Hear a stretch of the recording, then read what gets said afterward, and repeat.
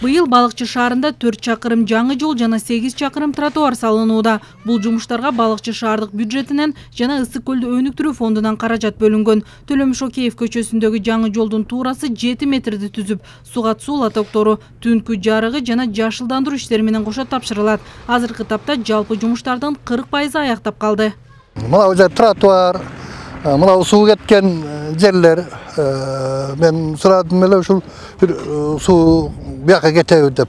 Көчөнү катуу мөндүр жаады да.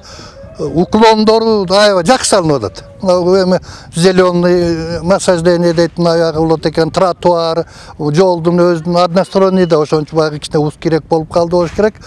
Бирок болот, жакшы.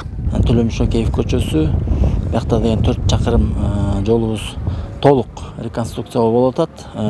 Толук асфальты алынып, жаңы асфальт төшөө, ирригациясы, анан эки бетинде тротуар каралган да. Буну болсо биз деген шаар өзүбүздүн күчүбүз менен Ысык көл өнүктүрүү фонду аркылуу 2 жыл мурун долбоорун иштеп баштаганбыз. Анан бүгүнкү күндө буюрса ишке ашып атат да.